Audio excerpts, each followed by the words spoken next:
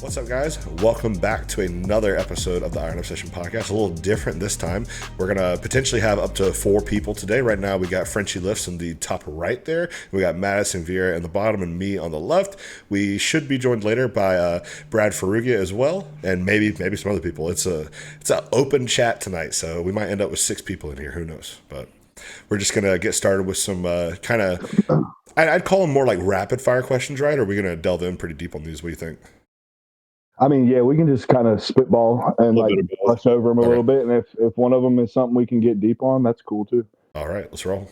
Or actually, before that, let's just kind of go around and just see what everybody's been doing today, because it's holidays. Everybody's probably doing some crazy stuff today. So I'll go last. I'll start with Frenchie, and then I'll go down to you. So we kind of rotate clockwise.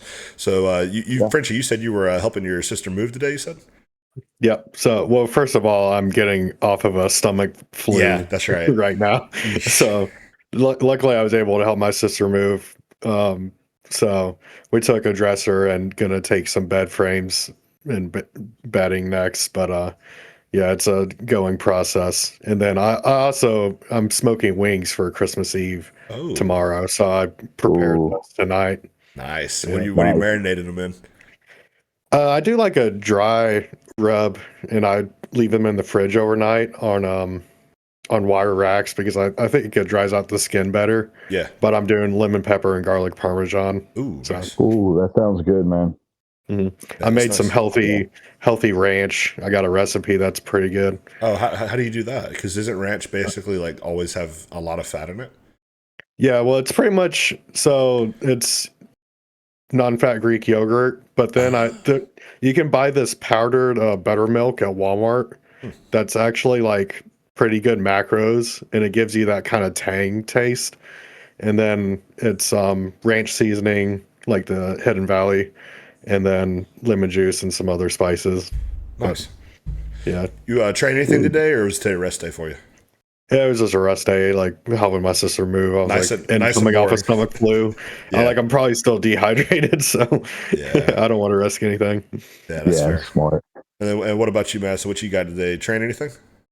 Oh yeah, dude. I went and smashed legs this morning. Nice. Quads, biceps and quads today, and then came home, worked on a couple meal plans, and then my daughter's been sick today, so I've been taking care of her most of the day. Yeah, man. Yeah, my wife's been a little sick, so you got anything else going on today, or just short and sweet? That's about it, dude. That was it. Eating, smashing meals, getting these walks in and stuff. That's right. Groundhog Day. Dude, yeah, dude, the freaking Groundhog Day. I'm trying to get huge. So. Yeah. Yeah, it's kind of similar situation for me, actually. I woke up this morning I went to go hug my wife, and she's like, so she's got something. She's coming down with some type of sickness. So hopefully I don't get that. But I had dodge that thing, dude. Yeah. Tell me about it, man. But I had a push today. Pretty good day. I don't know if you guys have seen that flat hammer machine I use. I don't know if you guys have used any of that, but I loaded that thing up to 5 plates today, and I sent it for 6. Dude, that's freaking impressive. I'm gonna be sore. I'm gonna be sore shit tomorrow. Dude, that's barely move. That's some weight, dude. That's awesome, dude. Yeah, I did 4 1/4 last week. I felt good today. Had a little bit of aggression. I saw 4 1/4 last week. I saw that one. I think I got that for 7 or 8. I don't remember. So realistically, I should not have done 5 plates whatsoever, but I felt good. So it was either 5 plus 2 or 6 plus 1. So like 5 being like the actual amount of reps I got, and then I got assistance. So I either got 5 or 6 of my own, then I got 1 or 2 assists. I don't remember, but yeah, pretty good push day. Eventful day at the gym, which we'll get into a little bit later. But yeah, so let's dive into the questions. Yeah, dude. So wanted to ask you guys, man. Me and my coach have been going back and forth a little bit. I'm actually allergic to like beef, so he's been wanting to find like a substitute for that. I wanted to know, have you guys actually eaten kangaroo meat? Because we've kind of stumbled on this being a potential option. I've seen other guys do it. And for a question before that, though, are you like allergic to beef, or did you happen to get Lyme disease at one point in your life and then you have it from that? I'm pretty sure it's from a tick bite, because I used to eat beef religiously, had it in my meal plans, and then up until this year, it started causing me a ton of issues every time I ate it. I didn't realize it until my first contest prep.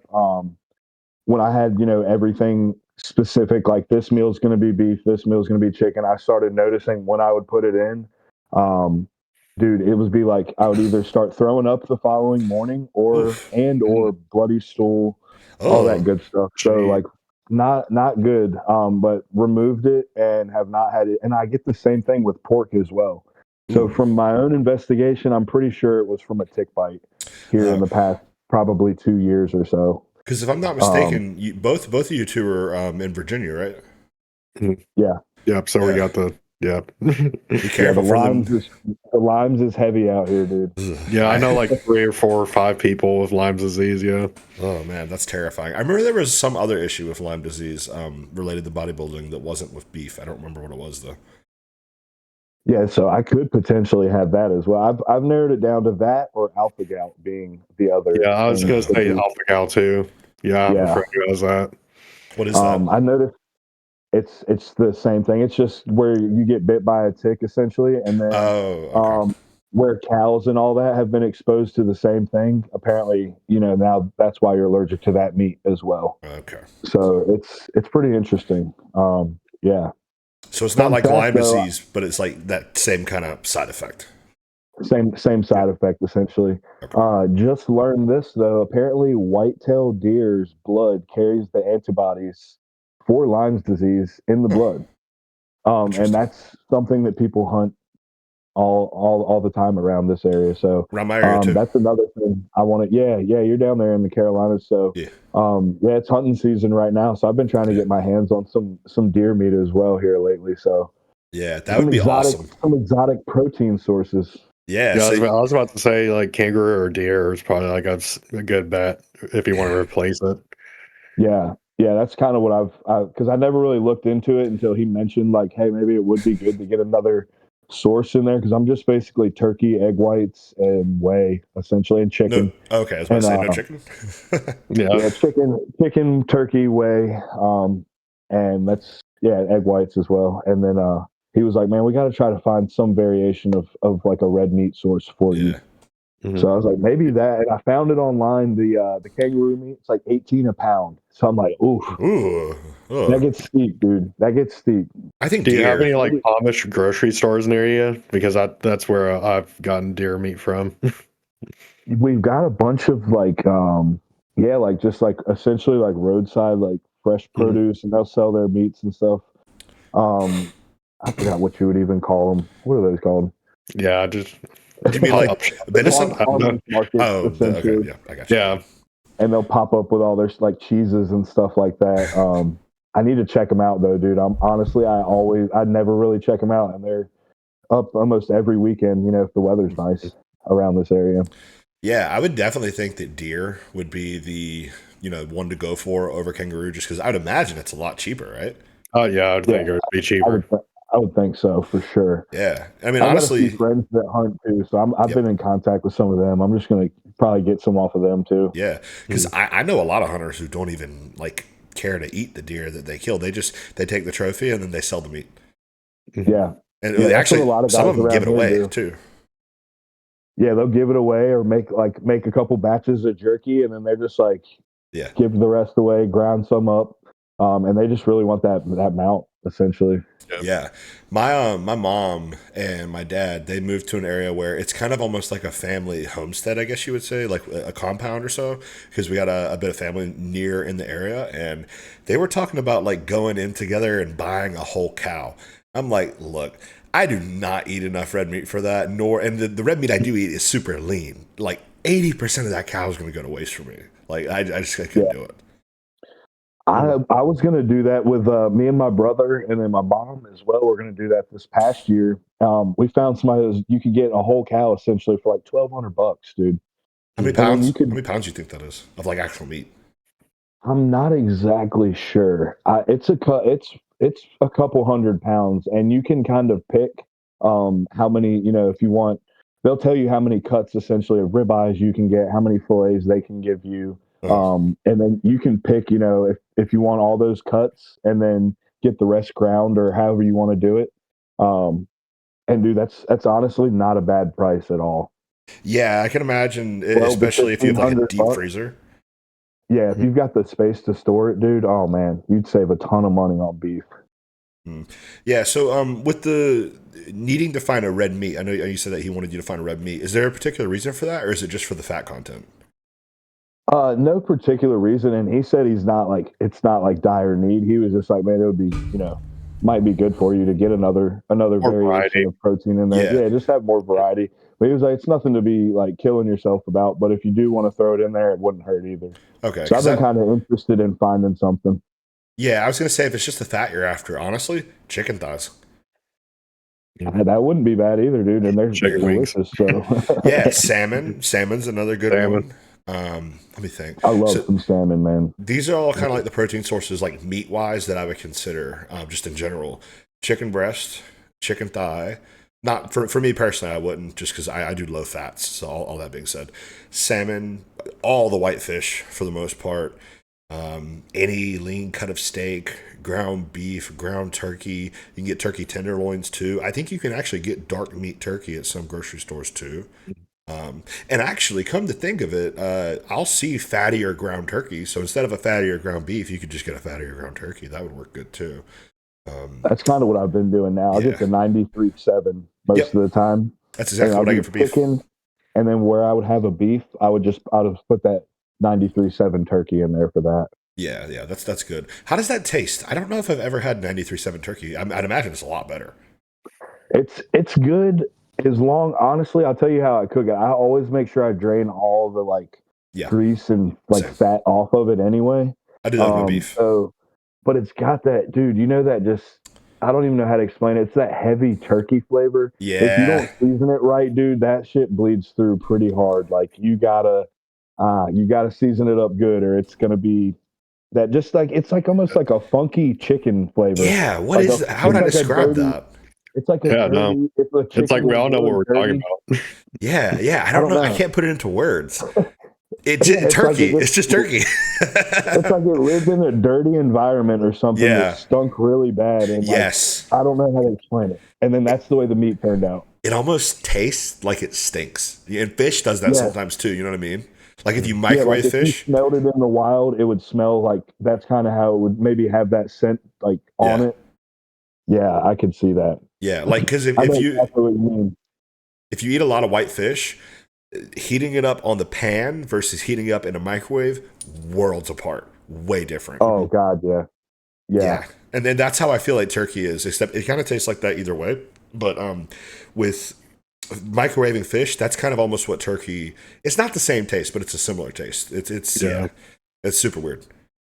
Yeah, it's weird. I use a lot of like Cajun seasoning. Same. That seems to do the trick because it's got a lot like a heavy pepper flavor to it. So Yeah, that kind of kills that game. I guess you could call it like a gamey flavor. It kind of kills I that guess. off of it. Yeah, Yeah. it's like a not nice gamey flavor. Yeah, yeah. Do you guys use the Danos seasoning? Not yet, no. Because they have a I have not Cajun. tried that. They have a Cajun flavor, so that's what made me think of that. I used to use those like last off season. Now I just actually what I've been doing a lot lately with my meats is I'll do like a spicier seasoning with no salt, like a Cajun seasoning or something like that, and then I actually throw a little bit of cinnamon in there with it too on the meat. That's a good idea. Yeah. Yeah. And I remember way back, I would also use like some sugar-free syrup and like some stevia. I would like it to be kind of like sweet and spicy. That's not a bad idea, actually. Yeah, I have this one meal that I do this sweet chili sauce Oh, nice. and kimchi, and then I'll throw a little bit more stevia on top. Yeah, I have kimchi for my Nice. vegetables in my beef meal every day. I love kimchi. Mhm. Dude, I love it. It makes a difference. Yeah. Do Speaking, you ever get like the spicy kimchi? yeah. That's Got, all like you the got. real- jalapeno. Mhm. Yeah, dude, I love that stuff. Okay. Speaking of Yeah, kimchi, or continue. I alternate between sauerkraut and kimchi. Yeah. Sauerkraut's a Yeah. lot cheaper. It Yeah, is. you Yeah, get a giant bag crazy. of sauerkraut Yeah. or container of it. Yeah, so speaking on sauerkraut and kimchi, those are what you would call like probiotic rich or like I'd say gut healthy foods. What's some experience you guys have with that? Because that's something I've been experimenting with a bit lately. I can't do Greek yogurt, which is another one, just because the little bit of lactose that is in there fucks me up bad. But I've been doing kimchi or sauerkraut in my beef meal, which is my second to last meal of the day. And I've been doing a little bit of kombucha in my morning gut drink, where I've got L-glutamine, some probiotics, and a greens powder. Do I add anything else to it? Apple cider vinegar. That's another thing that I add to it. Nice. Yeah, that's a good little blend there. Yeah, I don't think there's many other foods like that. I think I'm kind of hitting them all for the most part, other than the Greek yogurt, of course. I do kefir. That's one thing that I do. I love kefir because they Lifeway makes a blueberry and then peach, and then they also have a strawberry flavor. Yeah. And then it's made from the low fat cultured milk. And even if you're lactose, you can actually drink this stuff. So they say that amazing. with Greek yogurt. They say that with Greek yogurt too. But I get issues from it. I just get a little bit of I've bloating. noticed that too, man. Actually, like if I have too much of the Greek yogurt, I'll get super bloated from it. Yeah, like bad. That being said, I was eating like a whole container, so it's probably that. It's like a whole container, 60 grams of protein, so I would just eat a whole container before bed. Yeah, because you get your protein amount. It's a decent amount you got to throw in there. Yeah, I'm a fat ass, so I can just sit there and eat the whole thing and not care. I'd throw like a little bit of granola in there, man. I love that. A little bit of fruit. Dude, I would take that and then I'd put the sugar-free syrup on top too. Yeah, sugar-free chocolate syrup. I had that too. for a meal. My first prep that was my last meal. Like for like the last 4 weeks, it was all that with collagen powder on top. Oh man, I would do the granola, the Greek yogurt, the zero sugar, cinnamon and blueberries, or the zero sugar syrup. Sorry, and then blueberries. Man, that was so good. Y'all check this out. Ain't this the most bodybuilder shit you've ever seen? I got a back scratcher beside me. Dude, I had one, man. Broke it. This shit comes in clutch, man. I got a bad itch on my back right now. Dude, I need to invest in that. I've been using the corner walls, man. I'm like, dude, like grizzly. I'm like, grizzly shit right there. Yeah. Actually walk outside, scratch on the tree. On the tree, just freaking rub. That'll get it done. On our some of our walls of the gym, like there's a corner and they have like these metal imprints on them. I'm not even sure what you would call them, but I'll just like post up against it and start scratching. What's up, Brad? How you doing, man? Hey man, how's it going? Having some issues with my camera here. Oh, you're good. No worries. We were waiting to spill the juice on what happened at the gym today till you got here. He's going to tell us how he beat somebody's ass at the gym today. I wish I did. Him out a window. But yeah, that's pretty much as far as I'll go with like the probiotic rich foods. It's pretty much just sauerkraut, kimchi, and then kombucha. Kombucha, actually, I remember I tried it once maybe 5-6 years ago and I hated the taste of it. But as I've gotten older, I notice I like the more bitter foods. I love kombucha now. Yeah, dude, I love that stuff. Synergy, the brand Synergy, man. Yeah, that's the one I use. Dude, I think I told you the last one we did. It's called like Island Bliss or something. I drink one of those a day every day. I just get the lowest calorie one I can find because I'm neurotic. But yeah, that's what I do too. I got this one. It's watermelon mint flavor. It's as bad as it sounds. Trust me. Not good. Don't get that one. The mint part does not sound bad. The watermelon part does, because you know how it's got like it's got a little bit of carbonation in it. So I could see the mint actually being good, but the watermelon is Yeah, it's not a good flavor pairing. Well, I don't really. Somebody even try that. Someone had to do it so I could tell you guys it's bad. Well, what's the calories on that compared to the other ones? Because I typically like 50 a serving is what I find. Yeah, it's 10 per serving. So the brand I use, I think it's called Rise, and it's 2 grams of sugar per serving. So I see now why you picked it, because 10, I've never seen one that low. That's nice. Yeah, look for the brand Rise. They have a bunch that are like 2 grams of sugar per serving. And my podunk area, we ain't got nothing. We got Synergy. That's it. Oh, yeah. I don't know. Maybe it's a Canadian brand or something. It probably is. You guys have a lot of different stuff, which, speaking of, we were talking about kind of like exotic protein sources. So Madisyn potentially has something from a tick where you develop allergy to beef and apparently pork as well. So he's kind of doing some thinking outside of the box on red meat sources, so like deer and even kangaroo. Have you experimented with anything like that before? I haven't. I know people that have done kangaroo. Apparently, it's like super lean. I don't know what the nutritional value is on it though, but I think if you can get it, it's a good option. I know actually in one of our provinces here, Quebec, it's actually quite popular for them to eat horse meat. Oh, that's another one I didn't think of. Yeah, That's probably super lean. Good lord. yeah, it is. As far as I know, it is. Yeah. And maybe we could get horse meat, but we could go to the place where they raise the horses and shoot them up with a bunch of EQ before we eat them. Maybe that'd work. They're probably already doing that. Probably. The pre-juiced horses, dude. We need that. Yeah, that would be great. You guys ever see in the grocery stores how it's like no hormones or steroids added? I'm like, shit. I wanted that in there. Yeah, we're gonna go on to the other side over here. They've got the good stuff. Yeah. But Madisyn, you said you had loaded up some more questions and topics for us. Yeah, man. Let's see what else. Okay, so dude, this is one thing I wanted to ask you guys. So how do you guys, like, when you start feeling good on a cruise, how do you hold back from letting it rip? Like, how do you keep yourself from just, you're like, everything's good, I'm feeling great, like. Well, my last cruise, I felt really shit because I kept the same exact training intensities. I don't got an answer for you. I had to take a 6-day training break because I trained myself into a hole. So I'm not the person to ask about this. Yeah. Well, sorry to cut you off. You mean in terms of like training wise? Well, just like letting it rip for the next, the next push up, like blast. With gear and stuff. Oh, okay. So like that feeling of anticipation of like, I'm ready to go. Oh, that's tough. Like, I'm feeling it now. Like I'm ready. I feel great. Like my sleep's great. I feel fresh. I'm going Friday for labs, but like I know I'm good. Okay. I'm just like ready to go. Okay. Yeah, I was about to say that, like, just make sure that labs are okay. And, if it's been like really short, like I believe that we're all smart enough to like kind of know like if it's a good time to go, but labs, and if you are actually feeling good, everything's set up right. I mean, I don't see why I'd hold back completely.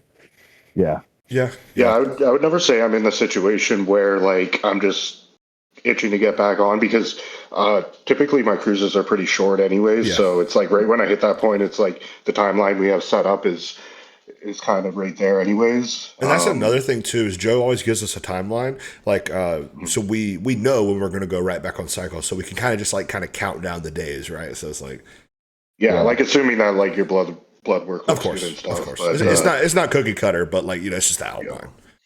Yeah. For me, I get what you mean though. Like that mental anticipation of like, you're right there, but you still got to wait a little longer. That's tough. That is definitely something I struggle with. But I mean, unfortunately, you just deal with it. You just wait it out. Yeah, that's all we can do, dude. Yeah. I've just been tinkering around with a little bit of pre-workout insulin to tickle my fancy for the moment. And on my leg days, doing a little Lantus, and I'm calling it good there right now. In the past, I've done a bunch of stuff like that. Like back when the injectable pre-workouts, like where it was just all like daddy stuff. It's like aminos and citrulline and stuff like that. In the past, I've done that. Like you're saying, a little bit of pre-workout slim during a cruise. Basically, anything that's not going to skew blood work, I don't see a problem with. But at the same time, it's like, what is the purpose of the cruise, right? With how me and Joe handled our last cruise, we did a little bit of a mini cut in it, so that's not going to be a super appropriate time to include pre-workout insulin. But in the past, I've done that and it worked. I think it all just comes down to what is the purpose of your cruise, basically. See, that's what's interesting to me right now. I've never done a cruise like this where we're also like pushing food up. You know what I'm saying? Okay. So I'm getting softer, and that's almost a mind fuck. I'm like, if I. Like, all right, so if I was fully in control of my plan right now, I would have probably went down to like 4 meals for the cruise, done way less food, just to give digestion a break and like get myself like hungry. I would have probably done that for like 3 or 4 weeks, and pulled back training a little bit, and then I would have probably done it a little different than but I understand his approach. That's why I'm fully bought into it. He was like, I don't want you to lose any tissue whatsoever during this time. So we're going to keep food, higher, keep some GH in place and all that good stuff. but seeing the softness just come in each check-in, I'm like, fuck, man, this is a mind fuck right now. So I think the best thing you could probably do. Sorry, No, you're good. I think the best thing you could probably do for yourself is just try to take that emotion out. Like, just take your check-in photos, send them. Don't overanalyze them. Like, that's something I learned on prep that I do. Like, I don't even look through my check-in photos and analyze. Like, oh, this is changing, that's changing. Just send them to my coach and just take so much stress off my shoulders. At least. Yeah. And I got to learn to do that again because I've been coaching myself for a while. So now I'm like, I got to do this. We shouldn't be doing that, but I need to stop doing that. Yep, that's what I was about to say. I hired you to help me get where I need to be. So and especially if it's a coach that you trust, that's not just gonna pump your tires, right? And exactly. like give you good feedback for the fuck of it, but yeah, exactly, exactly, 100%. Yeah. That's what I was going to say. Is I think a lot of what you're dealing with right now is probably just because of the contrast that you're so used to self-coaching and having, that playability with it. It's just going to take some time to adjust. That's all it is. Yeah, 100%. Also, question on the topic of cruises: what's the shortest you guys have ever cruised? I want to say 5 weeks. Okay, that's still a decent amount of time, I think. Yeah, I'd say that's probably going to be pretty standard unless I, for some reason, have to take a longer one. But when I first started using PEDs, it was kind of like the time on, time off thing. So it was like 12 to 16 weeks on, 12 to 16 weeks off. But once I got more serious, obviously those ratios skewed quite a bit. Dude, and now it's looking anywhere between, I think ideally, like 6 is the smartest. 6 to 8 would be the smartest, but I mean, like we were talking about, like you get antsy, right? And if you get your lab work back, everything looks good after 5 weeks, 6 weeks. You're not going to hold back. Yeah, and I think esters for the most part, unless like if you're doing test, DECA, and EQ. Yeah, it might take a little bit longer than 5 weeks, but if you're doing more short-acting compounds, after 5 weeks, you're probably pretty clear, other than metabolites, I would say. Yeah, for sure. So everything should be leveling out. The shortest cruise I've ever done, I think, is 6. I think 6 weeks. But honestly, I think anywhere from 4 to 8 is typically the range I would advise. Like 4 is like you're immediately post show and you got blood work that's perfect. Like that's the only time I would do 4. Yeah, I think the shortest I've done so far was 8. Really? But the last, the first coach that I had, that was just like his standard, and I just kind of followed that when I started coaching myself. And then this cruise here with this coach as well, it seems to be it's going to be about that same length as well, about that 8-week mark. We're already at 7 now, so. Oh, you're about to go on. You're good, man. You're good. No, man. I'm just like, what's another week? I should just let it go today. I'm ready to start running some trend right now. I will say it definitely but I know speaks. That's not smart. Oh no, it definitely speaks to your discipline that you were willing to cruise for 8 weeks as a self-coach athlete. Because I'm gonna tell you right now, if I was self-coaching, I'd be doing 4 weeks at the absolute most for every cruise. Yeah, I agree with that. It was tough, but also the point in time in the year, it was like during the summer, so it was like we're taking a trip and all that. So it was kind of the right time to do it. So it worked out during that time. Yeah, I think I was cruising on a lot higher of a dosage when I was coaching myself, to be honest with you. Oh, yeah, that's right. I remember. It was a little bit different at that point. Yeah. Yeah, I think there's something to be said, too, if you've been pushing things hard for an extended period of time. So say you're doing like 6 to 9 months on, 6 weeks off, and you're stringing together a few of those cycles, after a bit of a stretch, it might be wise to, actually do a full cruise, go down to TRT for a few months. Because at a certain point you will probably burn out, and you can't go a decade without like a good actual clean out, Yeah, for sure. For sure. That's why I wasn't opposed to this whatsoever. Last year was a super long year. So 2 shows in a year. First one at that was pretty like mentally taxing as well. Getting that first prep out of the way and really knowing what it takes and all that to get there, to get that lean. Yeah. But then the second one was a lot smoother, but still, all in all, it makes for a long year. So I wasn't mad about cruising for a longer period by any means. Yeah. Plus, you also took 2 overalls, so that helps. Yeah. I was like, it's time to take a little break. Yeah, yeah. And what about you, Frenchie? What's the shortest and the longest cruises that you've done? Well, I haven't really done a cruise yet. Oh, that's right. You're still so new into it. Yeah, I yeah, like your style, dude. yeah. You know what? On the topic of that, what's your current stack looking like? Because it's changed a little bit, hasn't it? You've dropped the slew, I believe. Yep. I have my sheets pulled up. So I actually remember right. Yeah. Tapered off slew. I'm off that now, but I did add in 1,200 milligrams of L-carnitine on my training days and 600 on my days off. Wow. And then everything else is pretty much the same. 425 tests, 350 mass, 8 IUs of growth. Retta still in play. So how are you liking the 8 IU growth? Because you've never pushed it that high, right? No, yeah, I've loved it. Nice. Good. I'm gaining weight and still staying pretty damn lean. So Yeah. going pretty good. What was the titrating off of 200 milligrams of slew a day? I need to hear that. How did that feel? I never really noticed like any mental effects of it, or like not really physical either, just just physique changes, honestly. So Interesting. yeah, I don't know. I never really feel like any kind of stimulant. So I don't Okay. know. I'm just weird, I guess.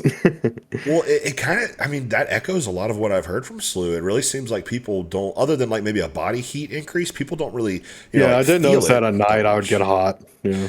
Yeah, which to be fair, in North Carolina, our temperature is all over the place, man. It's been like almost 70, and then we'll have nights where it's like 17 degrees. So that probably explains it. But I've been sweating my Yeah. ass off at night. I just moved a fan into my bedroom. Hopefully that'll help. Yeah, it's weird. I'm like freezing during the day and then I'm like sweating at night. I don't know. Yeah, I'm noticing a similar thing. I didn't know if it was maybe like the MPP doing that to me, but I think it's just the influx of temperature probably. Yeah. Yeah, I've been super sweaty on this whole rebound, and the weird thing is, it's mostly when I'm eating. It's tapered off a bit, but the first few weeks of my rebound, like I was like dripping sweat while I was eating. That's how you know you're burning through food. Yeah, Yeah, that's a good apparently, sign. yeah, burnt 300 calories eating 6. literally. But yeah, that's something that was completely new to me. I was kind of freaking out. I was like, "Is this normal?" But apparently it's a good sign that your thyroid's cranking pretty good. Yeah. Yeah. What's your food looking like right now? Oh man, so I got another increase last week. Same. I haven't put into a calorie tracking app, so I'm not sure. Just a loose guess. Okay. I would say a little shy of 7,000 Ooh. calories. So me and Yeah. you are about neck and neck God, now. I'm man. at 6.6, I think. I think I'm at like close to 500 protein, close to 900 carbs, and then close to like 75 fats or something like that. Did you say Yeah. 500 protein? Yeah, Holy dog. fuck, dude. I've done 650. Jesus. This ain't shit to me. So what is that? Is that like 8-ounce portions? 200 grams per meals, and then anytime I have whey, it's 70 grams of protein from whey. Brad, what was your protein at, Brad? I don't know exactly, but meat meals are 8-ounce portions, and then 75 grams away for one meal. So probably around the same Probably 500. right there. You're probably I was gonna like slightly higher than me, I would think, because I'm trying to convert the grams to ounces. Yeah. It's funny because you're doing the ounces. I had done ounces for the entire earlier portion of my bodybuilding career, and then Joe switched me to grams. So like now I do the conversion too. Yeah, I mean, my plan's obviously grams, but I don't know. Like, I always say ounces. I don't know, because I just feel like that's a bodybuilding thing. It kind of is, yeah. But I like the grams though because you can be so much more accurate with it, right? Oh yeah. I measure it in grams, but Yeah. like if I'm just like talking about it, yeah, I'll say ounces. I think I'm at 7.5 ounces then, if I had to guess. So yeah, your protein's you're probably at like 525, 550, something like that. Yeah. Yeah, I've done 650. Right. I was doing 16-ounce portions for my meat meals, but then my whey, but then my whey was like 50 grams. I was pretty low on the whey because I had really bad quality whey. Yeah, Was that cooked weight? Yes. Cooked weight or raw? Yes, cooked weight. Dude, there's absolutely no way I could even eat that. I was That buying. sounds miserable. I enjoyed it because it was immediately post show. So like I was doing on my rest days, I would do 16 ounces of meat and I do like 300 grams of vegetables and no carbs. Jeez. Yeah, I was starving. And honestly, I didn't feel bad on it. My digestion was okay. My protein would be a little bit lower on training days, but not that much. Maybe like 600 instead of 650. But the reason I stopped is just I didn't really notice a benefit, and it just seemed like a waste of money. It was a really expensive carb at that point. But it helped me because this was before I knew Retta was a thing, right? So I was just trying to figure out all the ways to cancel out the food noise, and that did help for sure. I was going to say, you probably really weren't, feeling like binging or anything post show eating like that. So that's probably smart, It was what I needed at the time. I don't think I would do it again, but it was good for the situation. Yeah, for that time for sure, man. That makes sense. Yeah. I think I don't know. We hear stories about Kai Green doing like absurd amounts of protein, like 6 to 7. I think maybe even he said 800 grams because he was doing 800. Yeah, because he was doing 16-ounce portions, but for like 7-8 meals a day. Whereas I was only doing it for like I had maybe 2 whey meals and then 4 solid food meals. So it wasn't like I was slamming that much food. I wonder if Kai doing that though was one of the reasons why he had that distension. Had to be. I think that's like one of the main reasons for distension, honestly. I would think so. Yeah. But dude, I didn't experience that personally. Man, like, that high protein works. I mean, it's got to be something to it, dude. That dude was like another level, just dense, like another level of density. I mean, crazy. Yeah. So I wonder if how much we could attribute that to just, genetics. And then obviously that plays a huge part, but like how much was it all that protein that he was eating, I'm sure it definitely played a role. And it's like, I've heard very many people who saw him in person, and funnily enough, there are actually some guys who they don't consistently come to my gym. There's seasons of the year that they're in North Carolina, so when they come to my gym, they're from New Jersey and New York, so they've been around Kai a bit. Everyone I know who's seen him in person says that he's the freakiest person I've ever seen. These are guys who have seen Victor Martinez in person, Jay Cutler in person. I think even one of them saw Ronnie in person because he was an older dude. All of them say Kai Green is the freakiest, most muscular person I've ever seen. And I believe it, man. He's as wide as he is tall, so I 100% believe that. Even chest to like back thickness, he's almost just as wide that way as he is, shoulder width. So that's impressive, man. Yeah. I'm curious, just kind of going around counterclockwise here, starting with Brad and then Madisyn, Frenchie, and then me. Who's you guys' favorite bodybuilder? Not necessarily who you think is the best, but who's your favorite bodybuilder of all time? Okay, so honestly, it's going to be someone from this era because I've only been a bodybuilding fan for probably a few years now. So I'd probably say Nick Walker, to be honest. Okay, good choice. I just like the freak mass. I'm not one of those guys that watches bodybuilding for the prettiest physique. Like I want to see a shit ton of muscle. Yeah. Honestly, I've been a little disappointed in him, obviously, since the Olympia, but yeah, I definitely always look forward to seeing him competing. I'm trying to think, man. I would have to say, like, of all time, it's probably like Jay Cutler, but then like I'm kind of like Brad. Like I became a fan of bodybuilding newer, and then did my deep dive history, like on the history of it. So that's why I'm a fan of him now. Just watching stuff back, but I would have to say now in our era, I'd have to say probably like Andrew Jacked, maybe. Good choice. For sure. Just a freaking freak of nature, dude. So, and he's a taller guy, so to see, I got to root for the taller guys, man. So yeah, that's fair. I think that's why I'm a huge fan of him as well. Mm-hmm. Yeah, I do have to get off after this question, but yeah, no problem. Yeah, but I would have to say Lee Priest because I don't know, just like seeing I wish I could go back in time and see him in person back in his prime. But I mean, just from the photos and just compared to like other bodybuilders around him on stage, like I don't know, there's just something freaky different about him. And like that kind of F you attitude is like there's probably a lot I don't agree with him on, but like I don't know, I just respect it. Yeah. Yeah, he's gonna always give you speak his mind. So that's fair. He's gonna give you his honest truth. Yeah. 100%.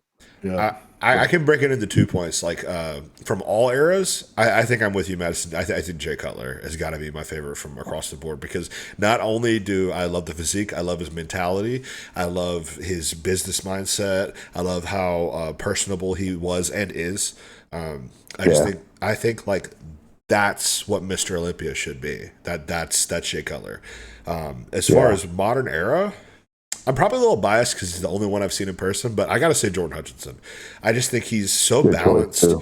He's so balanced from head to toe. His wheels are ridiculous. Dude, and like I think he embodies a lot of those similar traits that Jay has. Super personable, super humble dude. I don't think as much on the business side, but I can see it starting to kind of trend that way. So that would be he's my starting answer. to blossom a little bit in that direction too. So and also being a North Carolina guy helps. So I'd definitely say he's probably really like one of the, I'd say he's probably like one of the best ambassadors for the sport right now. Oh, for sure. Just like with like his social media presence and stuff, and just like the message he spreads, it's all really good stuff, right? And obviously, he has the physique to match. Yeah, super humble and just like you said, very personable, dude. He took that after that show, man. Just how much of his time he was willing to just give to everybody and sit there and just spend time with each person and talk to him. I was like, dude. That's a Mr. Olympia kind of energy right there, man, for sure. Because, dude, I wasn't even competing in the show, and he talked to me for like 15, 20 minutes. Like, damn. Yeah, man. I was like, dude, this guy is awesome, man. And no offense to anyone that's like religious or anything, but normally when people are overly religious and spreading the message, like that's like their whole existence, it's a little off-putting, but like I feel like the way he does it, it's very like respectable. And I got a good way to break that down. The way Derek does it is not great because Derek is super in your face about it. He says it at times where it's not called for, and he has that kind of flip-floppy nature with it. Jordan never deviates from it, and he's never super in your face about it. So, exactly. Good way to put it. Yeah, that's I'm gonna hop off. I respect that. All that. right, man. Good talking to you, man. Enjoyed having you. Good talking to y'all. Yep. Peace. All right. We got any more loaded up? Let's see, dude. I got something we could talk about because I was just thinking about this today actually. What are some things that you've noticed have become more challenging the bigger you've gotten, whether that's in the gym or just in life in general? Because I was thinking with my food being so high right now, I've always had to eat a good amount of food, but lately every single minute of the day has to be accounted for because if I want to make sure I get all those meals in and get into bed at a good time, like I have to be on top of it. Not like where before it's like, okay, I'm a little behind on my meals. I ate a little over an hour ago. I'm just gonna smash them. It's not ideal, but I'm gonna smash another meal. But I can't do that right now. So that was like the one thing that came Madisyn's to a mind. great person to talk about this because this motherfucker's like 290 pounds. Yeah, I know. Like relatively speaking, I'm not big, but like as I get bigger and having to eat all this food and stuff, that's one big thing I've noticed. Because like me and you are our biggest points we've ever been. I think. Well, you probably have been a little bit heavier before the cut, or are you? I'm approaching my heaviest right now. Yeah, so me and you are at like almost our heaviest we've ever been, but Madisyn's like objectively heavy. Dude. It's getting bad, dude. My walking around daytime weight's like 290. Yeah, you probably walk to the grocery store and you have to like do this just to. Dude, honestly, like you said, Brad, the meals for sure, just having every minute accounted for, I would say. And then literally just doing regular shit is annoying. Like going to my regular job, like the manual labor job. Oh man, if we're working on like a big steep hill or something that day, I'm fucking hurting, dude. Like 290 pounds up and down a hill, like walking 15, 20K steps in a day. Oh, that shit hurts, man. I'm not gonna lie to you. Like my back after we did a rip wrap job last week, it took us like 2 days.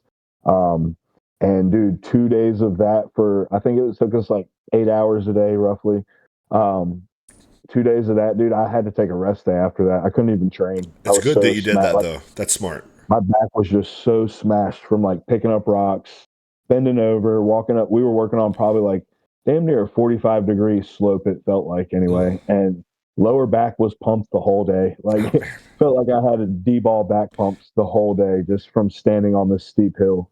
But yeah, that's really it, man. Other than that, So not to cut you off, but something that may help you. I have lower back issues because I don't know if I ever said it to you guys, but I have this weird spinal disc thing. So humans are supposed to have a certain amount of spinal discs, right? Where they stack up like this.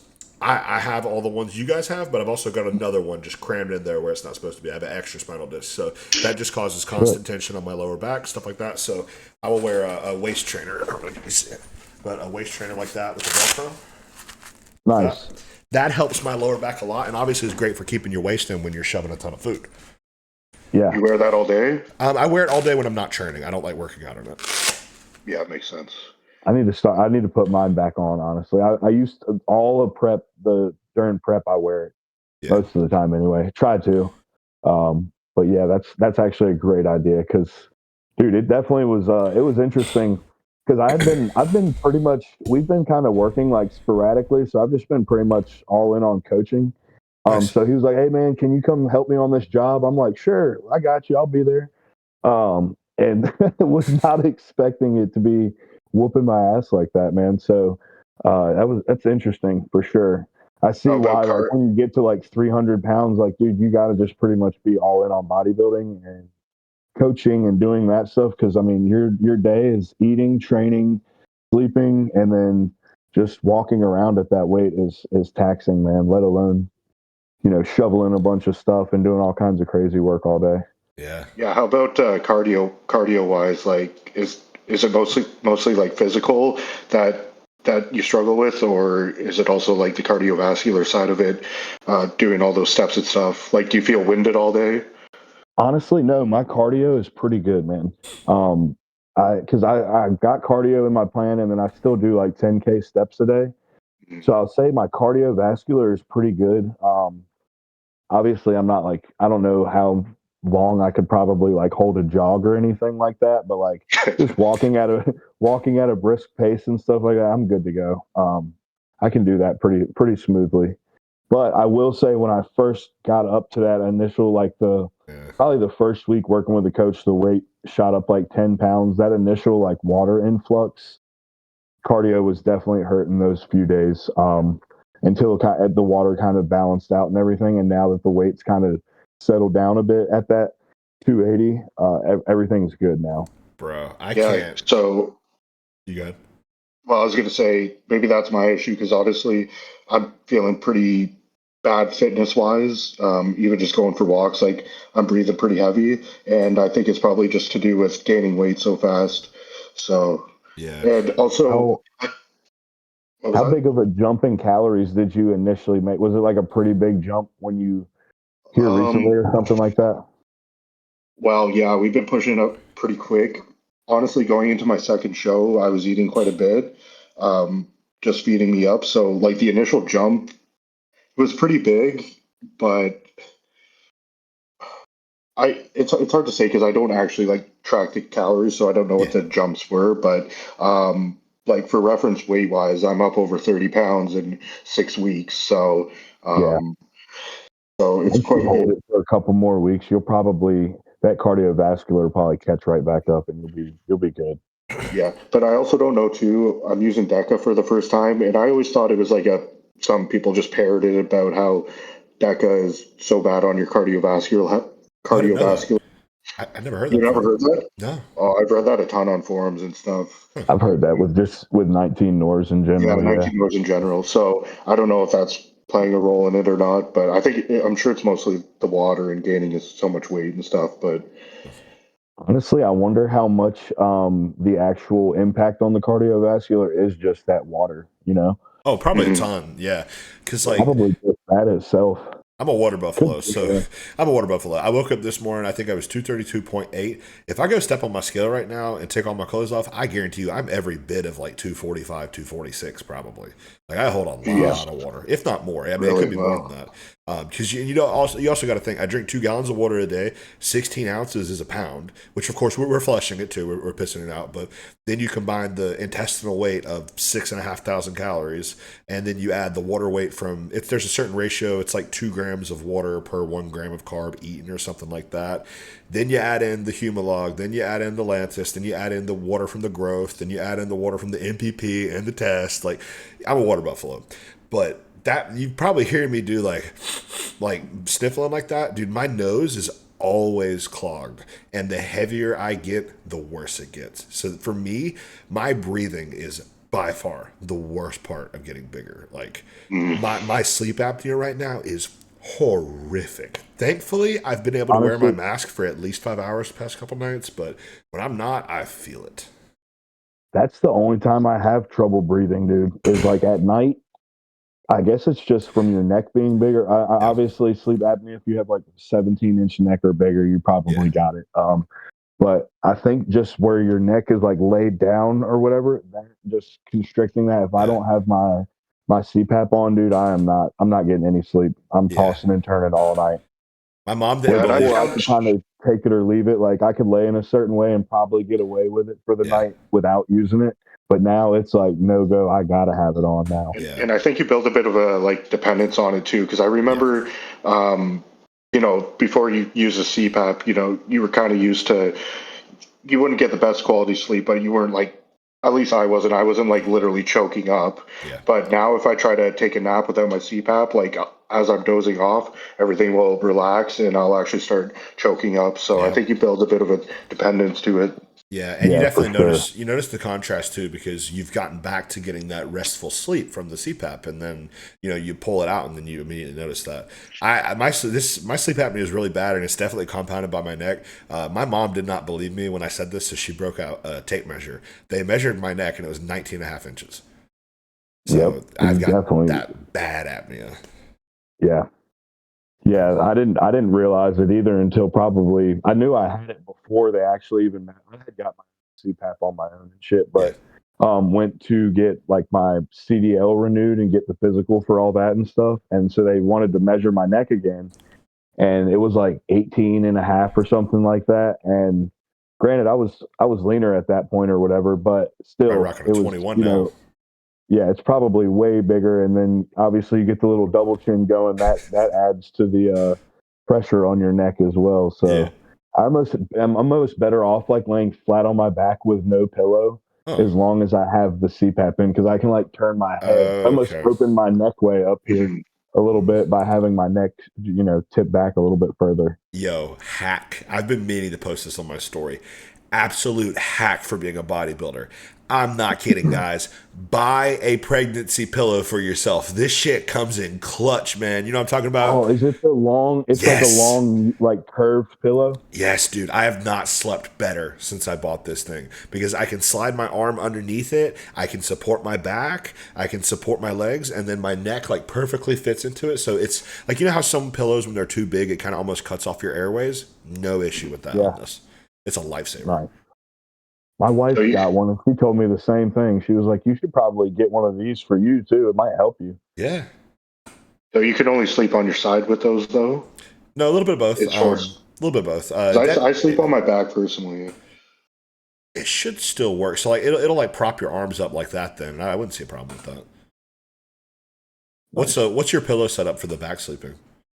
You just have one. It's, yeah, just one under my head. I Oh like a pretty thin pillow, so yeah, okay, that makes sense. it's not cranking my head up or anything. I've never had Uh, like a super thin pillow, so that's probably why I've never really slept on my back too much.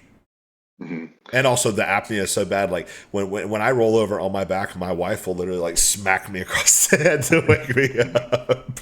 Snoring way worse at that point. Yeah, she's a super light sleeper, anyways. So having a almost 240-pound man just snoring in her ear is probably terrible. Yeah, but overall, that's really the worst part for me is the breathing when it comes to getting heavier. The lower back pumps, of course, but like that's a problem for me regardless of if I'm heavy or not because of the spinal disc thing. As far as food goes, I'm still cruising along on 6.5. But you're 100% right, Brad, when it comes to the timing. Like, I'm still crushing my meals, but it's just I have so many, 7 meals in a day, 200 grams of meat, 350 rice with 2 rice cakes. If I'm 30 minutes off a schedule, it ends up pushing me back like an hour and a half in my day. And I end up going to Yeah, bed at, 11 o'clock instead of 9 o'clock. And it's not great. Yeah, so like basically what I've been doing is because on training days, I'm sure you guys have the same issue. Like it's actually sometimes harder to get the food in training days because you have that big window where you're training. At least Yeah. for me, like I spend too much time at the gym. I'll I do admit too. that. So usually that leads to my meals getting pushed back.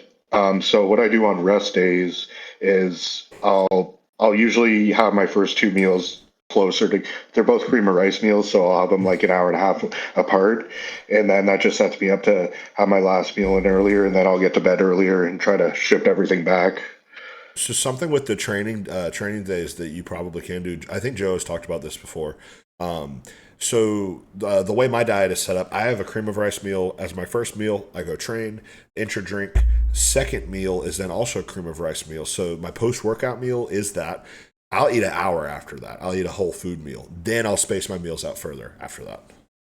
Yeah, so typically I do try to do that. My gym's about half an hour away, so I'll finish my workout.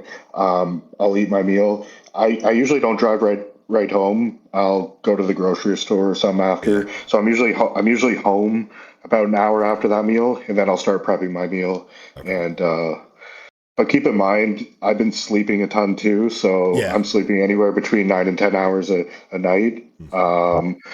So, and on That's top of that, I'm gonna be honest. Sometimes I'll wake up after that and I'll just kind of lay in bed for a little bit. But now I'm learning it's like right when I wake up, yeah. get up and start eating. Well, Yeah. obviously do like your cardio and stuff, but like those are the minutes that really you can't afford to lose. Yeah, I mean Yeah. that sleep is so valuable though. But I have the same issue. Yeah. Last night I think I only slept 7.5, but a normal night for me is like 9 to 9.5, something like that. And unfortunately, you do literally just lose hours in the day when you do that. But I think the benefit from growth is so much that it's worth it. Yeah. Yeah, I mean, traditionally I would sleep like 8 hours and then have a nap during the day, but I don't know. I just feel so much more rested when I get that just full, uninterrupted. Well, not uninterrupted, Yeah, but you know what I mean. Get it all in one shot. I'm not a big Yeah. believer in naps, honestly, man. They've never really done anything for me because, in my opinion, I think to really get restful sleep, you're going to need to hit at least one REM cycle, and that's like 2 3 hours, isn't it? Like Yeah, if it's I don't know exactly, but yeah, I would say naps are better, are fine for like like mentally for recharging, sure. but Yeah. physically, not so much. Yeah, like Yeah. the this past was it Saturday? Yeah, this past Saturday was the first time I took some naps in a while, and it was just because I had really not great sleep Friday night going into Saturday morning. Um, I lived like a true bodybuilder on Saturday, man. Like it's like some Jay Cutler shit. This is what I did. I went to the gym. I worked out. I came home. I ate a meal. I took a nap. Or well, ate a meal, took a walk, took a nap. Ate a meal, took a walk, took a nap. I had like 4 or 5 naps that day, but they were only like 30 minutes. So I didn't really Right. feel rested or recharged from any of that. Yeah. That's kind of how my days have been going a little bit. Like I eat and then I don't mean to fall asleep, but I do. And then I Yeah. take a nap on the couch, wake up, go for a walk, come back, eat another meal, accidentally fall asleep again on the couch for a little bit, wake back. It's like the food is, I guess the Yeah. insulin's just so high in your body from the food. You're just Yeah. like drowsy and doze off. And then you don't ever, like you said, you don't ever actually feel rested from those naps. Yeah. Doing the You're just 10 like, minute walk, doing the 10-minute walk immediately after I eat helps with that a good bit. Yeah, I yeah. agree. I do the same thing. Yeah. But I I will sit say, down and don't walk, that's when I end up Mm, falling asleep. But if I go for the walk, I'm good for yeah. sure.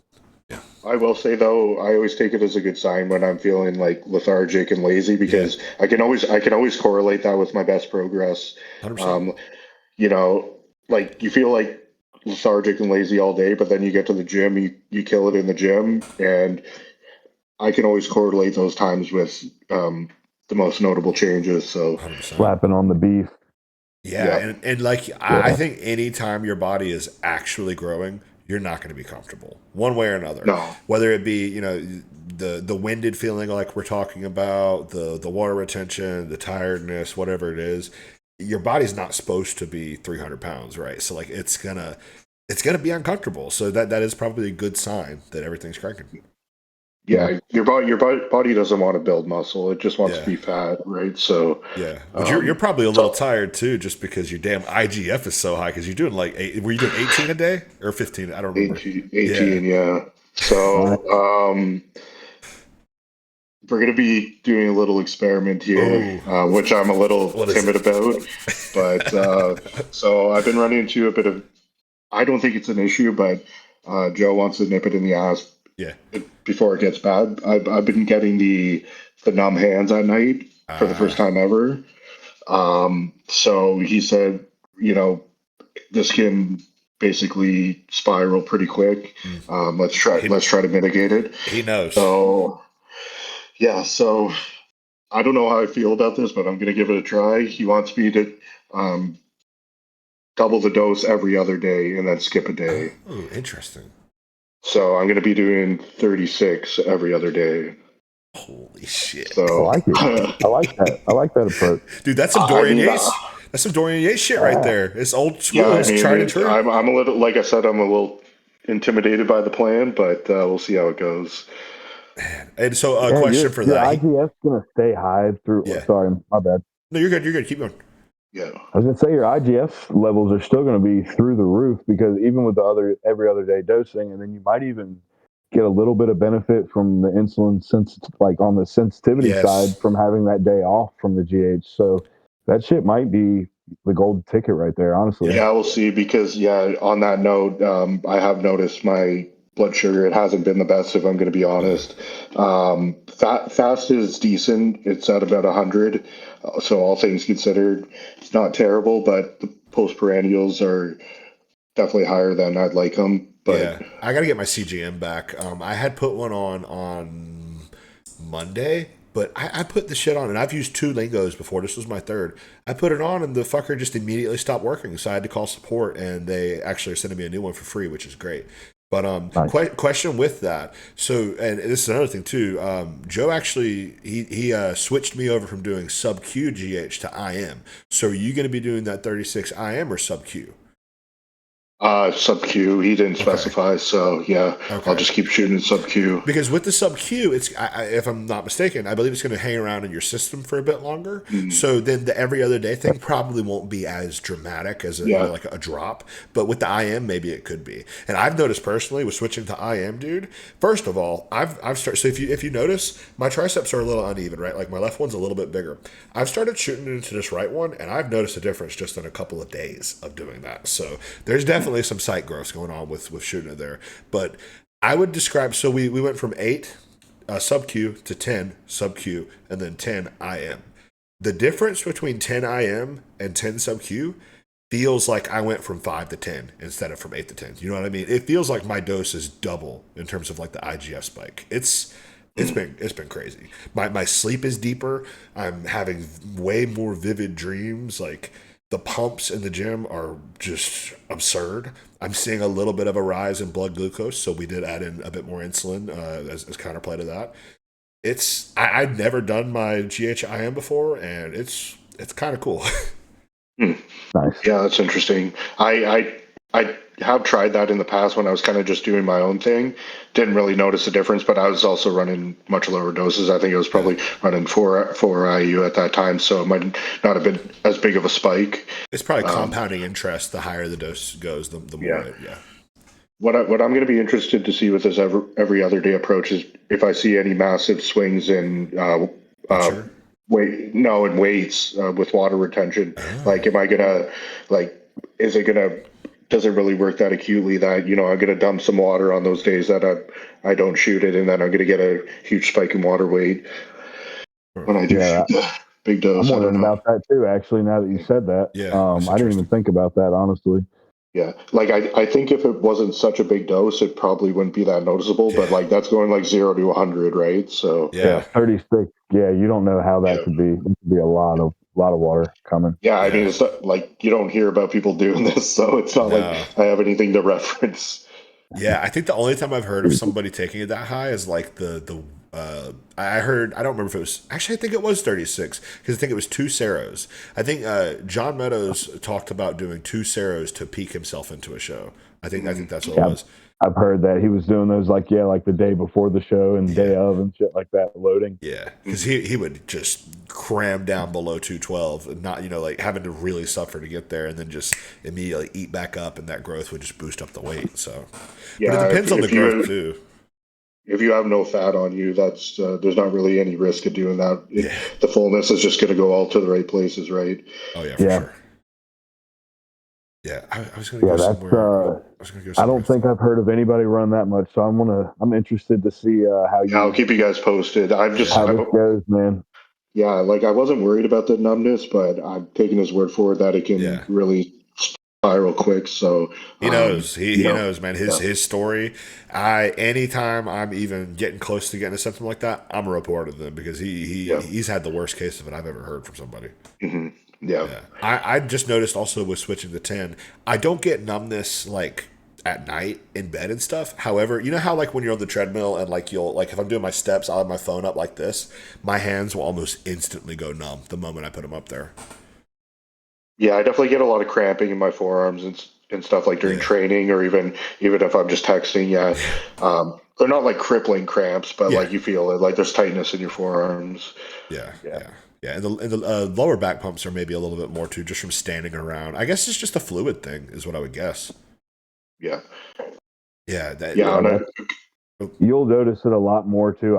I've seen with myself anyway when you're pushing food, but I'm sure you've heard Joe say it too. Like when you're in a deficit, you can crank the growth through the roof, and you're not going to really notice too much negative anyway. And when it comes to like water retention and stuff. Yeah, for sure. I almost wonder. I wonder with the whole like shortage or whatever you want to call it. I almost wonder if people are going to start trying to play around with stuff like that, like maybe running wetter compounds into contest prep. Maybe not necessarily all the way into the show, but I wonder, would EQ really give you that bad of a look if you kept it into the day of the show? Because that's not something you hear a lot. I know Joe did that, but that's not something you hear a lot of people talk about. Is doing, let's say, a gamma test, gamma EQ, and like no masteron. What would that look be like? I'm curious. I did that my first show. Oh, interesting. Okay. It acted pretty much the same as I had mast in there too, but I was skinless for the first show. I was definitely more peeled the first show than I was my second show. But yeah, I got pretty peeled with it in there, and I don't think we used any AIs either. So it worked fine. Because my thought process is that one of the metabolites of boldenone is actually a remistane, so it's got antiestrogenic properties. I would think that would result in a harder look. And in the past, we thought there was water retention with EQ. I wonder if that's still a thought. I've heard that there is something. I don't want to be quoted on this, but I've heard Roderick Chavez talking about it. There is that metabolite that you're talking about essentially can act. It might be the one you're talking about, or it might be another one.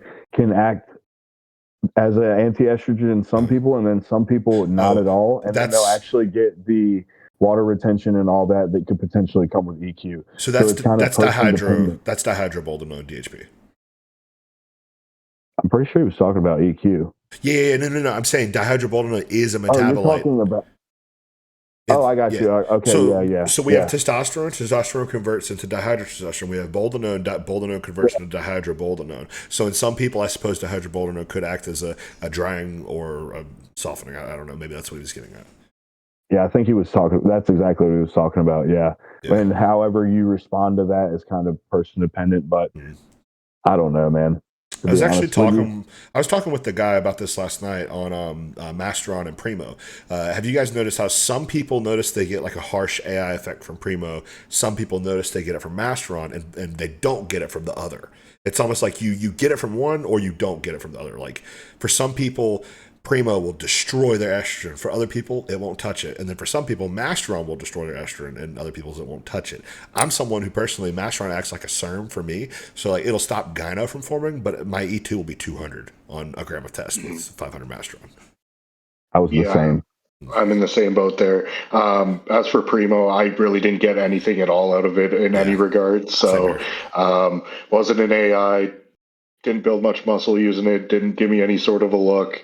Oh, so you didn't even get the AI portion of it. So it's just out the window for you. Yeah.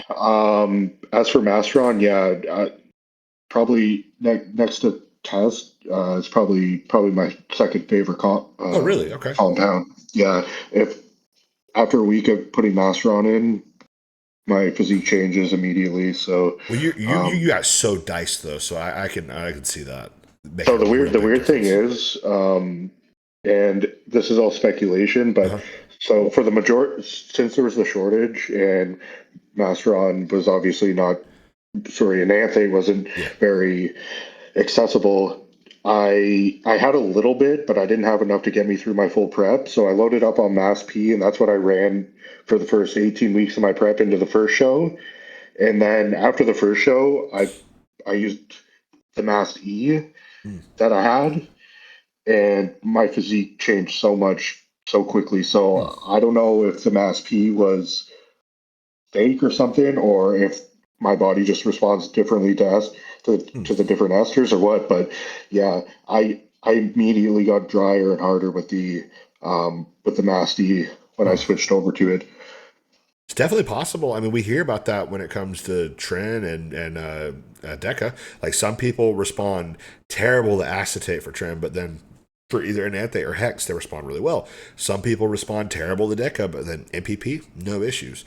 Maybe I mean an ester can affect the drug a lot. So I know some people who testosterone cypionate terrible. They cannot tolerate it. Enanthe, no issue. And then some people, propionate, terrible. They cannot tolerate it. But Cip or Enanthe, they're fine. So, I mean, it definitely Yeah, plays a role. I don't know. My speculation is that the Mass P I was using wasn't really Mass P, but That'd be I Occam's was gonna razor. say That'd be Occam's I razor for bought sure. some fake Mass P this right for this last show as well. In the middle of the prep, I was really needing it, and so that was the only thing I could find, and it ended up being bump because I took it, immediately blew up with water, and I was like, this has to be MPP or something. Mm. Because I put like 6 pounds of water on immediately, and Oh. fucking nipples swelled up and everything. Oh yeah. No, So I that's was for like, sure. yeah, this is definitely not prop or mass prop. Yeah. yeah. Yeah, I pulled It that out immediately.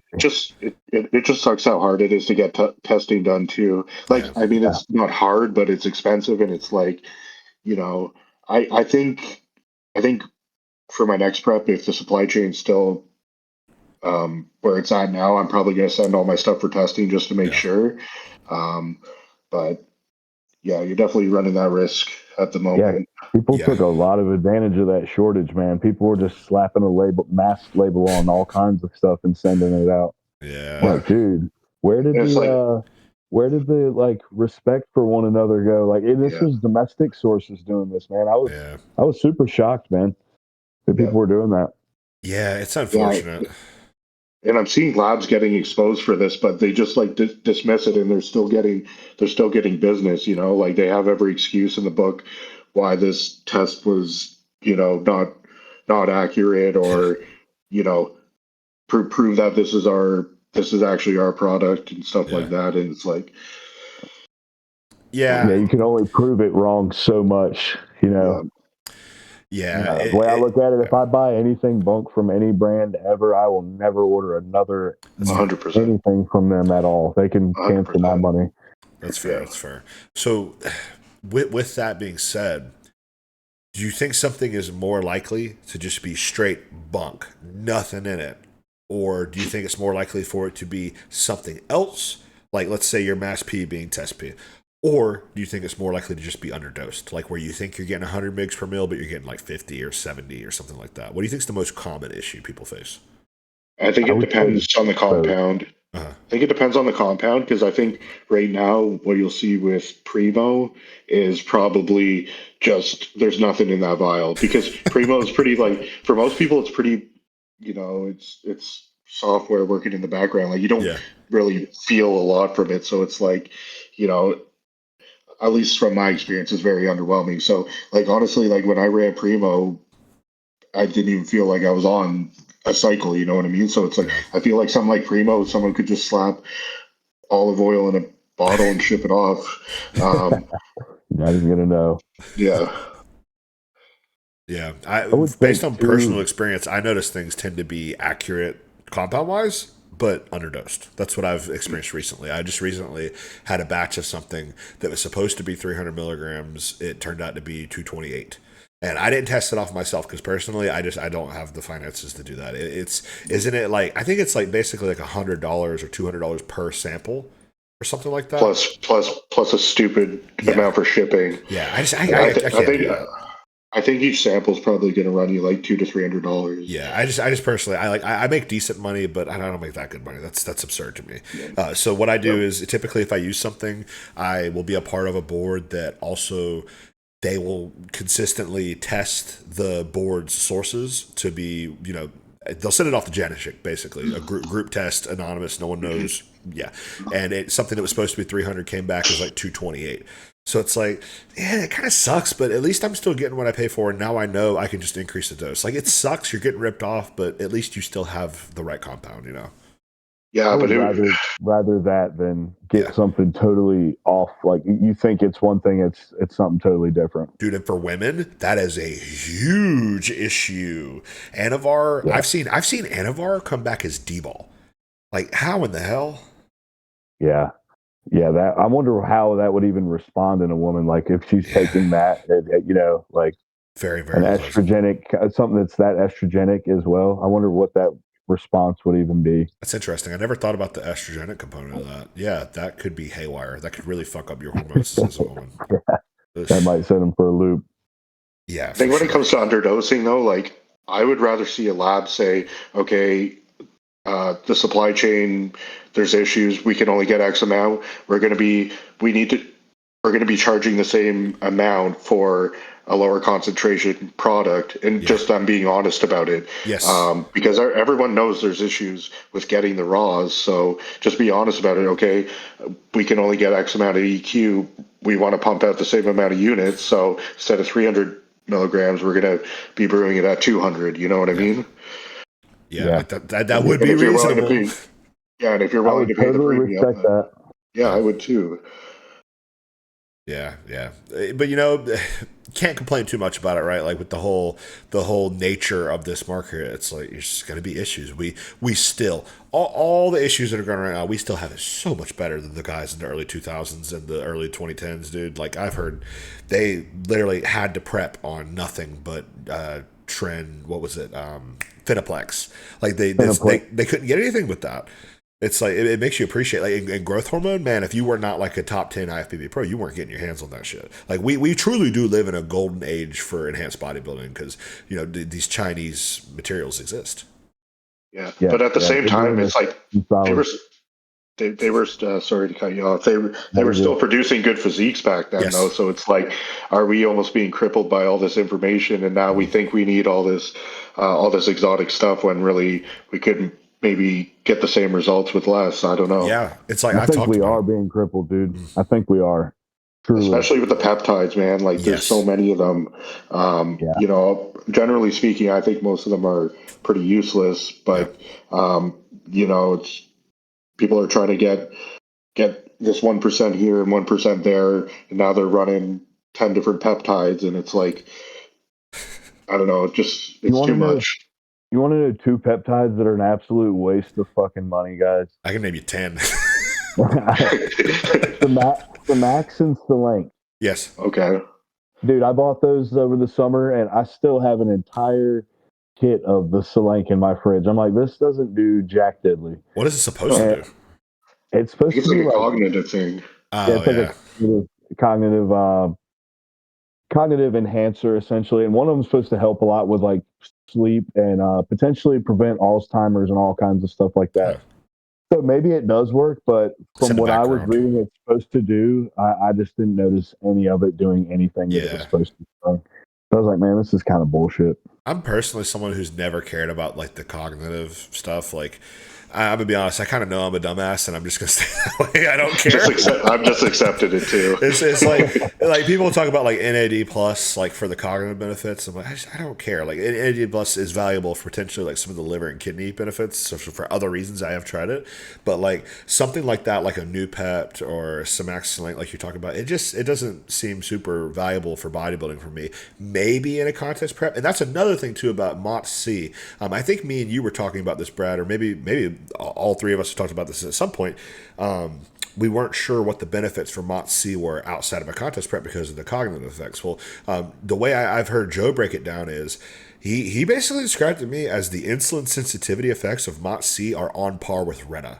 So that's something I'm looking to get into here shortly. So I'm actually looking to get some as well because I've heard that as well. And I Retta, might have to get my hands on that. yeah, as you know, Retta doesn't sit well with me. So if that could be a replacement, then seems like a no-brainer. Yeah, but I useless peptides, man. All right, where do we start? Okay, so these two, I will caveat. If you have an absurd amount of money, they're fine. But I think for the average person, they're a waste of money because the dose required is just not worth the squeeze. IGF-LR3, IGF-DES. Those two are useless unless you're doing like a bottle a day. If they would sell it at a higher dose for us instead of ripping us for 100 micrograms, dosing, it's crazy. Yeah. Yeah. I was doing half a bottle a day, and I felt full as a house. And when I pulled it out, I definitely noticed a difference. I want to try it again. How much did it contribute to hypertrophy? I don't know, but I was definitely full as fuck. So I'll give it that. The pumps are great, but the pumps from insulin are better. So that's where I would go with it. Now, and why not both? Yeah, there you go.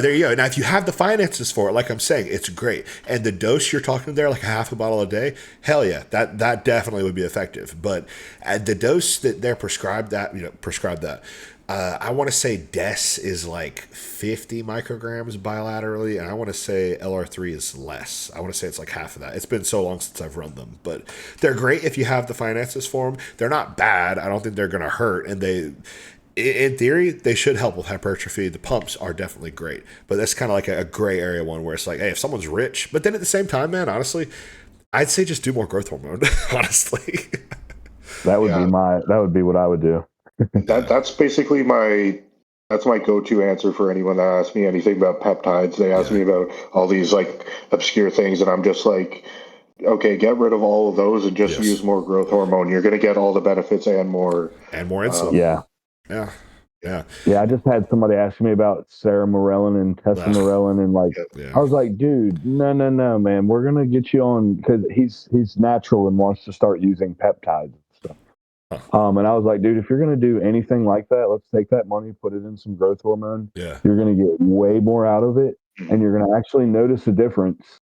Yeah. And it's gonna be, it's gonna actually change your physique a bit versus just tinkering around with fragments and stuff of growth hormone. Yeah, and I can just skip the middleman for sure. Yeah, exactly. The worst of all the growth hormone peptides, which I don't know if it's necessarily peptide, MK677. That shit is ass, dude. Let me tell you, the only time I've ever in my life seen a fasted blood sugar above 125 is on MK677, and I wasn't taking that much of it.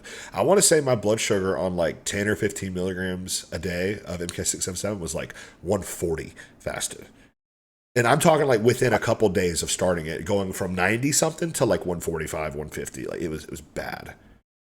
Yeah, I've used that before when I was still natty and figured out what SARMs were and all that. Yeah, that was in my first little SARM stack. And I ran into the same thing, dude. I could eat like a horse, but blood sugar was so bad, like in a couple days. I didn't even get the appetite from it, man. I'm fucked up, I guess, because I don't get appetite from any of the GHRPs. I don't get appetite from growth hormone that much. I don't get appetite from AK677. I guess it's one of those things. It's like if you're already up here, it can't take you any higher. I was going to say you're probably already maxed out. Yeah. There's no pushing that any higher. Yeah. Yeah, your ghrelin is already maxed to the max. Yeah, I think so. It's overall the only really like useful peptides off the top of the head. I'm sure there are more. I think, and again, not all these are necessarily peptides, but we'll just say small molecules and peptides. SLU, Retta, really any of the GLPs except for Ozempic. MOTS-C. I really think that's about it. Obviously growth hormone and insulin. We're not really talking about that though. Those are. I would add to that list any of the healing peptides. Oh, of course, yeah, PPC. Yeah. But obviously those are niche. They're so situational. I think there is benefits from running them like proactively, but probably not worth the money. Yeah. If you can get them cheap though, hey, send it. Yeah. I think that's what Joe does. I think he does like, I'm not going to say dose because I don't know, but I think he does BPC for sure, and he may also do TB. And I think it's just BPC because of the synergistic effect it has with the growth hormone and stuff like that. Yeah, so I take BPC and KPV orally for digestion, and I have noticed that makes a difference. Oh, 100%. Yeah, that's I been wanted to try the KPV as well. Yeah, I've never tried them separately, so I don't know how much each of them plays a role in it, but together definitely seen an improvement in digestion. Hmm. Yeah, I forgot about the oral BPC. Yeah, that's huge. I've been taking 500 micrograms a day for so long, I forget that I'm even taking it. Yeah. It's super Would good. you say that contributes a lot to like helping digestion though, for sure? I would say Yeah. so. So I started taking it when I ran into issues on prep. Okay. On prep, obviously, there's a lot of moving parts, and when I ran into these issues, we made a few changes, but that was one of them. And since then, my digestion's been pretty much flawless, even outside of Some trying to use hiccups. Retta a couple times. Yeah. That really screwed me up, but otherwise, without Retta in play, considering the amount of food I'm eating, like I can't pull a vacuum, but I never have been able to. But Oh. my stomach's always flat, like I don't have any distension or anything. So like when you wake up Nice. first thing in the morning, can you pull one?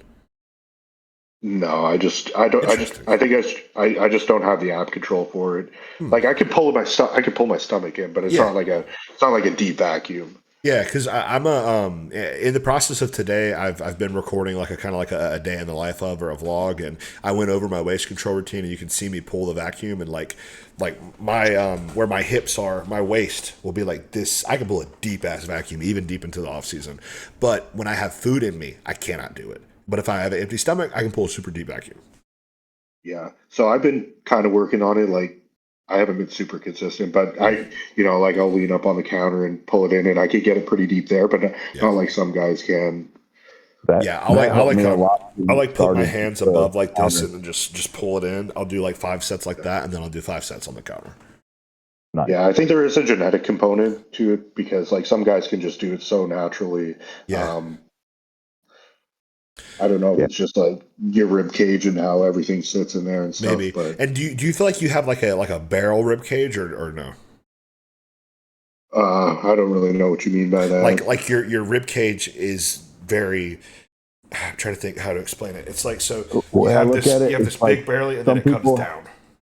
yeah, some people have like a where their sternum is, they have an A-frame rib cage. Like their sternum comes up, their ribs That's a in the good way. center come up to a point, and then like Okay. me or like what Anson's kind of talking about, it's like they're more just. It's almost like a flat rib cage across. Yeah. It's like a very gradual dip in your flow of your curve of your ribs, Uh, essentially. Yeah, I would have to look in the mirror because honestly I've never really analyzed it like that. okay. But yeah, Because I've I've noticed noticed it tends to be with people with they call it a barrel rib cage. That's why I said I've heard it my entire life. The people with Yeah. that typically tend like Arnold. That's the example of a barrel rib cage. That's just a very extreme example. Those people typically can pull that vacuum just because there's this thing sitting above, and then it's kind of natural for your TVA to fold up into it. If that makes sense. yeah, I'd probably say I don't have that then. Okay, and in a prep, you probably could just like force the TVA to adapt to it. But I think when you're pushing 100%. food in off season, I don't want to tell you not to work on them, but I don't think it's going to be super productive. But like in your next prep,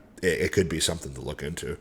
Yeah, it's definitely something I should put more effort into. Yeah, But like you said, in the off season, like yeah, it just is what it is. the main goal is just going to be to have like a flat stomach, right? Yeah, and you've got pretty good Yeah. abdominals too, though, right? Yeah, they're pretty well developed. So that's the thing. I feel like the guys. That's one of my issues. Is last time when I was on stage, my abs were terrible, and I feel like the guys who have the ability to pull in the deeper vacuums often have. And I also have a little bit of diastasis recti. We typically have a little bit of that, and we don't have the best like protruding abs. Whereas the guys who can't pull in the vacuums, they usually have great abs. Yeah, the big blocky pronounced abs. Yeah, they're They look badass. So you gotta kind of got to lean into whatever side that For you sure. have, and yeah, Yeah. like especially in open bodybuilding, like Oh, yeah. you can look good with either, right? Like Oh, you yeah. don't need to pull a vacuum in open bodybuilding to be good, right? So No, yeah. Yeah. Like look at Nick, dude. He doesn't pull a vacuum at all, but he can cinch that waist in, and it just Yeah. looks sick, man, when he pulls that in. Yes. And talking about Nick Walker earlier, man, like what a bodybuilder, dude. When you said he was your favorite, I'm like, yeah, that's for sure. The recent events have kind of soured me on him a bit, but I still love the guy. I think he's awesome. But you want He's to a talk about bodybuilder, man. yeah, you want to He's talk like about maxing out a frame? Holy shit! Yeah. Him and Sean Yeah, Clarita, I he's think those are the two that are up there. Oh Yeah. man, pounds per square inch on those guys. Holy crap, dude. It's like next level. like mutant for real. Yeah. All right. Well, we're at about an hour and a half here, I believe. So I think this is a good place to wrap it up. Unless you guys got anything else, I got to eat a meal too. So there's that. Yeah. That's what I'm looking at the clock for that right now. Yeah. I was supposed to eat at 7, so I'm pushing past a little bit here. But it was good talking with you, gents. I appreciate you coming on last second. I know, man. But I was just thinking at the gym. I was like, you know what? Actually, my schedule opened up tonight. Let's do it. So. Hell yeah, dude. Hey, it's good to finally chat with you too, Brad, man. Yeah, man, that was awesome. Yeah, I'm glad we were able to kind of get all 4 of y'all to meet together, because I don't think that we've had a podcast like that yet. So that's cool. Yeah, that's awesome, man. I'm glad we got to. Yeah, it was fun. All right, well, to anybody who stuck to the end of this, thank you for watching. Leave a 5-minute crew comment. This has been another episode of the Iron Obsession Podcast. I'm your host, Anson Robbins, and speaking for Frenchie Lifts, Brad Ferrugia, and Madisyn Vera. We will see you guys next time.